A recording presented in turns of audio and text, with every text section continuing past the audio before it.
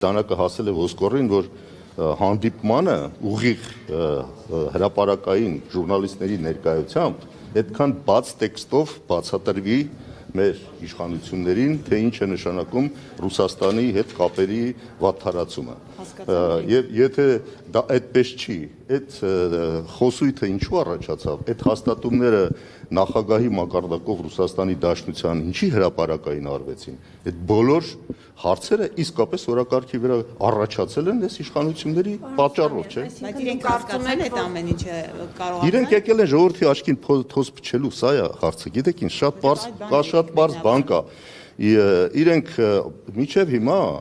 բոլոր տեղերում մենակ այդքանը բավարար է, չէ՞, հասկանալու համար, թե սրանք ինչ քաղաքականություն են վարել։ Բոլոր տեղերում ընդդիմությանը ներկայացրել են եւ ներկայացնում են որպես Ռուսաստանի ագենտներ։ Մենք Կրեմլի ագենտ ենք դիտվում։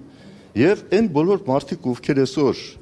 ոտնձգություններ են իրականացնում նրանց իրավունքների հանդեպ, մարդու իրավունքների պաշտպան հանդիսացող եվրոպական կառույցները աչքը փակում են մի պարզ պատճառով դրա դիմաց, որովհետև համարում են, որ ռուսական ագենտների նկատմամբ է դա կատարվում։ Այսինքն պաշտպանվում են մարդու իրավունքները մենակ յուրայինների։ Իսկ եթե դու օտար ես, իրանց քաղաքականությունը չես ընդունում, այդ ժամանակ դու դառնում ես, այո, անպաշտպանված, չպաշտպանված։ Եվ սա օգտագործել են այս իշխանությունները։ Նույնը կիրառել են նաև եկեղեցու նկատմամբ, չէ՞։ Հայտարարում են, որ եկեղեցին KGB-ի ագենտներ են։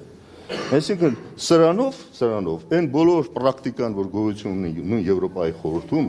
կրոնական կազմակերպությունների ինքնավարության եւ այլի հետ կապված նախադեպեր կան, ընդունված վճիռներ կան մարդու իրավունքների եվրոպական դատարանում։ Այդ նախադեպերն անգամ չեն կիրառվում Հայաստանի պարագային։ Ինչու՞, որովհետև նրանք թեթև ձեռքով սրանց համարվել է, որ սրանք Կրեմլի ագենտներ են։ Եվ նրանք էլ այսօր պատերազմի մեջ են Ռուսաստանի հետ։ Հասկանում եք, ասում պատերազմում ինչպես պատերազմում, ալագեղ կամ ալագեղ։ Հիմա իրանք էլ այդ պատերազմի տրամաբանությամբ ինչու՞ պիտի պաշտպանեն ինչ-որ մեկի մարդու իրավունքները, երբ որ այդ մարդը